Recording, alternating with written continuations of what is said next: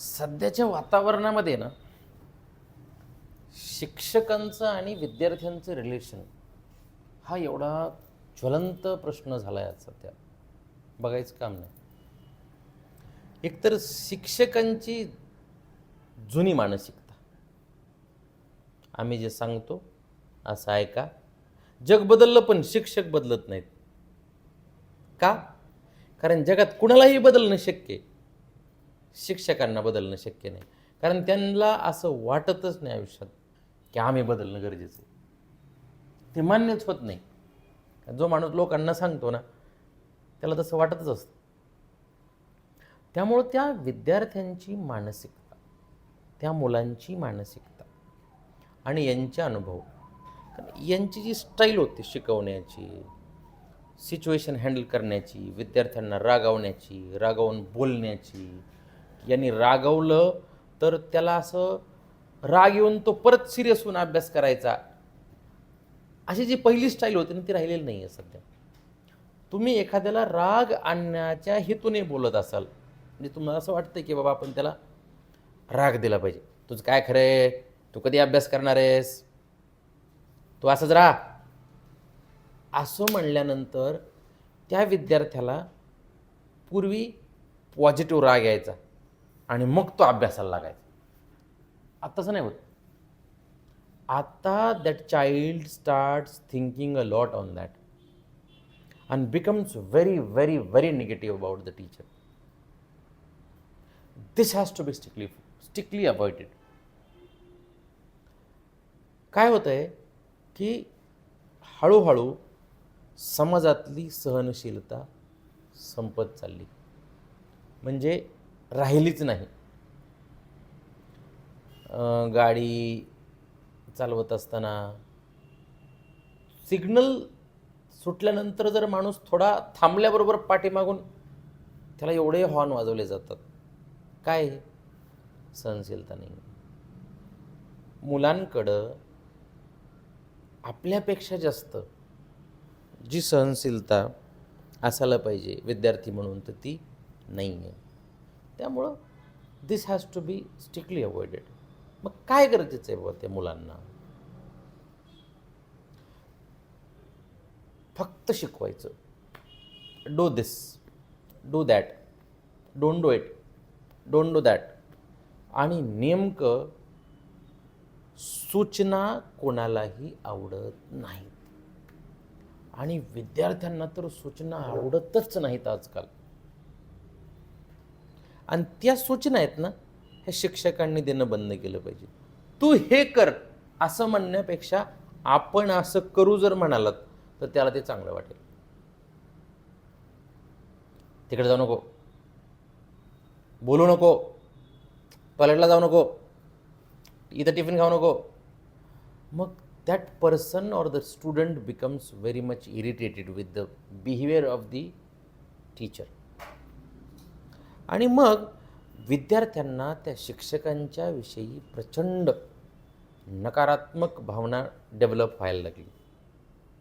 कारण they are expecting की positivity, what is getting, what is been given to them is negativity. तर हा विषय फार सध्या गंभीर होत चालला आहे. त्यामुळं शिक्षकांच्या विषयी विद्यार्थ्यांच्या मनामध्ये तीळ मात्र आदर राहत नाही आहे. कारण पूर्वी पण नव्हता आदर तेवढा, पण पर्याय नव्हता म्हणून स्वीकारत होती माणसं. तो आदर डेव्हलप झाला पाहिजे. आणि शिक्षकांनी अजून एक महत्त्वाचा मुद्दा लक्षात घेणं गरजेचं आहे की बाबा तुम्ही जे शिकवताय ना ते त्यांना सगळीकडे उपलब्ध आहे. पूर्वी पालकही शिकलेले नसायचे, पण आता पालक आहेत शिकलेले. तुम्हाला लोड जास्त घ्यायची गरज नाही आहे. नसतील कोणाचे तर त्याला मोबाईलमध्ये तशा प्रकारचे व्हिडिओज आहेत उपलब्ध. त्याला खूप सगळी इन्फॉर्मेशन आहे. त्याला तुमच्यापेक्षा चांगल्या प्रकारे टेक्नॉलॉजी हाताळता येते. तुम्हाला तरी लवकर ते सापडतसुद्धा नाही कुठं ॲप आहे ते. पण ती बारकी बारकी पोरं फटाफट सगळे कशात काय ते शोधून लगेच त्यांना जे पाहिजे ते मिळवू शकतात, आणि त्यांना ते मिळवता येतं आहे. त्यामुळं तुम्ही शिकवताय फक्त ते ज्ञानासाठी, they are not coming to you. ते येत आहेत तुमच्याकडून काहीतरी आधार मिळतो आहे का, मोटिवेशन मिळतं आहे का, काही पर्सनॅलिटी डेव्हलपमेंट रिलेटेड काही ऐकायला मिळतं आहे का? की मला माझ्यामध्ये काय चांगलं आहे आणि काय वाईट आहे हे मुलांना नसतं कळत. मग फक्त नॉलेज, फक्त तो अभ्यास कर. आणि they are forcing children to be in restrictions which children don't want. No restrictions, कोणालाच बंधन नको आहेत. त्यामुळं तो जो विषय आहे ना रिलेशनचा, की विद्यार्थ्यांचा आणि शिक्षकांचा, हा फार बेकार होत चालला. आणि म्हणून वेगळ्या वेगळ्या ठिकाणी जे विद्यार्थी शिक्षकांच्या विरोधात जाऊन काही जे निर्णय घेतात, किंवा ते पाठीमागं जे दिल्लीला फार मोठं प्रकरण जे गाजलं, की तो विषय असा होता, म्हणजे माझ्या जो वाचनात आला तो असा होता, की तो मुलगा पडला होता आणि तो म्हणतो मी चुकून पडलो आहे, मी नाटक करत नाही आहे. आणि त्या मॅडमला वाटतं आहे की नाही, याने मुद्दाम नाटक केलं आहे. आता तसा जो प्रकार आहे ना, तो त्यांना कोणीतरी समजून घेणं गरजेचं आहे. आणि ते समजून न घेतल्यामुळे त्यांना त्या शिक्षकांविषयी कसलीही आस्था राहिलेली नाही आहे. फक्त इन्स्ट्रक्शन्स आणि टार्गेट ओरिएंटेड. त्यामुळं हळूहळू ही जी वयस्कर झालेली जी शिक्षक आहेत शाळांमध्ये, यांची तर गरजच नाही सध्या. कारण ते लोक बदलत आहेत हेही मान्य करत नाहीत. त्यांनी बदललं पाहिजे हे तर त्यांना पटतच नाही आहे.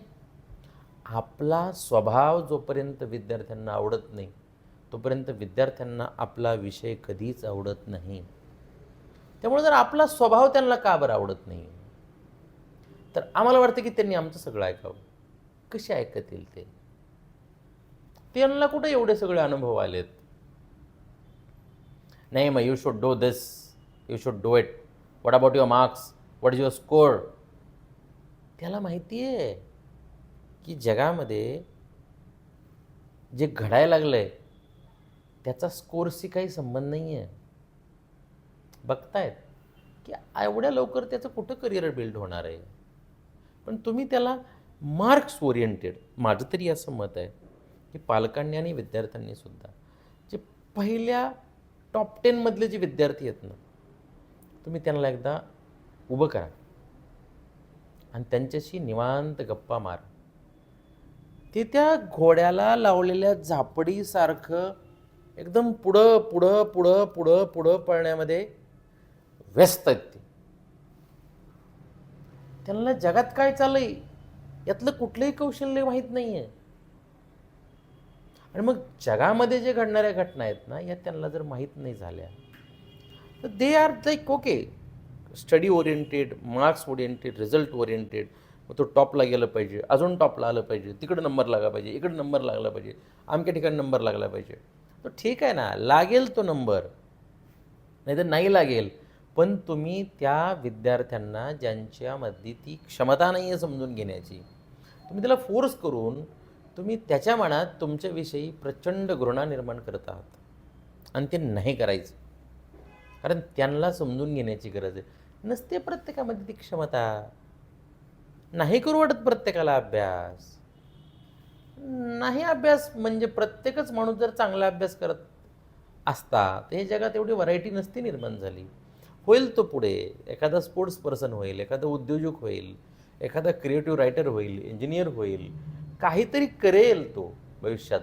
पण तुम्ही त्याच्या मनात तुमच्याविषयी हिटलरशाही ही नाही टाकली पाहिजे. तर हा विषय. आणि मग पालक आणि शिक्षक या दोघांच्या मध्ये सुपारीसारखी मुलं अडकून चालली, की याला इकडं करायचं, त्याला तिकडे करायचं. खेळणं त्यांचं जर सोडलं, हा अभ्यास केला पाहिजे पण किती. मग हे स्वभाव, हे टार्गेट्स, आणि मग रिझल्टला गेल्यानंतर सुद्धा पालकांना त्या शिक्षकांनी सांगायचं आहे की बाबा हा याचा काय प्रॉब्लेम आहे, सांगायचं नाही, हा कशात चांगला आहे सांगा ना तुम्ही. अरे ते शिक्षकांना तर त्या विद्यार्थ्यांची चांगली बाजू दिसतच नाही. तो कशात तरी चांगला असेल ना शाळेत, ती मुलगी कशात तरी चांगली असेल, तुम्ही सांगा ते कशात चांगलं आहेत, काय प्रॉब्लेम्स आहेत त्याचे, तो का असा करतोय. पण दे are not bothered about these things, and that is the reason the children are hating the teachers. एक तर वयाचा गॅप आहे, त्यांचाही दोष नाही आहे. Even they are also facing lot many problems. मुळात शिक्षक हा एक पेशा आहे. तो जॉब नसला पाहिजे, तो छंद असला पाहिजे. की काही आजही शिक्षक असे जगात की अरे उघड्यावर शाळा आहेत आणि विद्यार्थी त्या शिक्षकांना भेटण्यासाठी आतुर आहेत. त्यांना त्यांच्यामध्ये माझा मित्र दिसतोय, आपला मित्र शोधतायत, त्याच्यामध्ये आपला गुरु शोधतायत, आपल्याला खेळण्यासाठीचा एक सहकारी शोधतायत.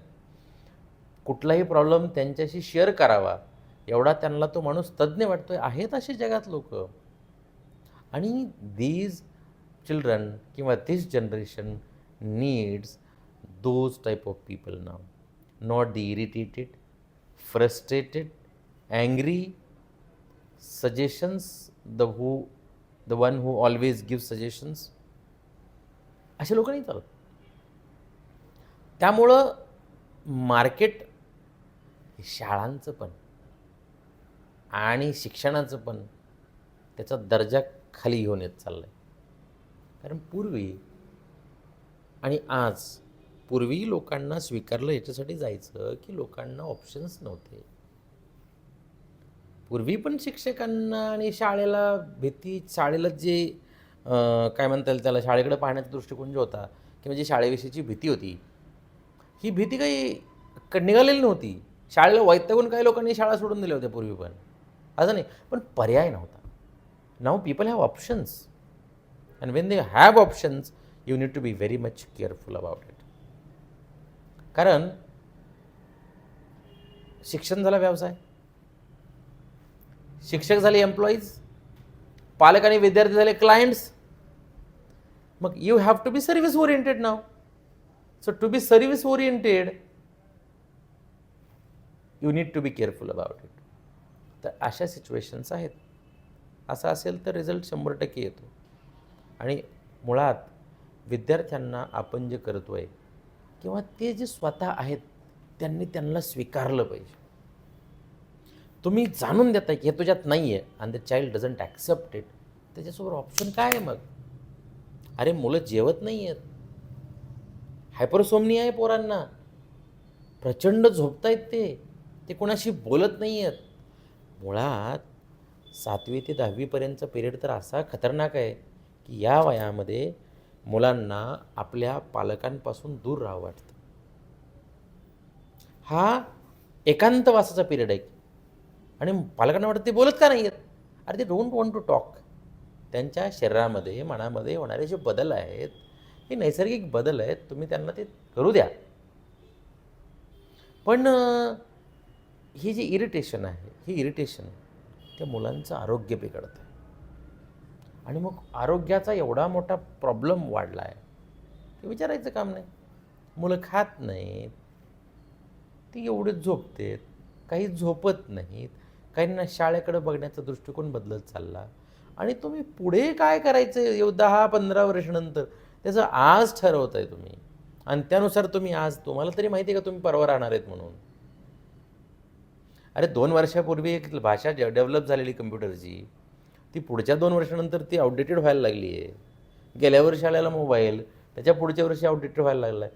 तुम्ही 10-10, 15-15 वर्षाच्या आयुष्याचे आत्ताच का प्लॅन करता एवढं? त्याला अनुभव येऊ द्या. त्या अनुभवानंतर तो निर्णय घेत चालेल. तर अशा पद्धतीनं केलं तर टीचर्स आणि विद्यार्थ्यांचं रिलेशन एकदम जबरदस्त बनेल.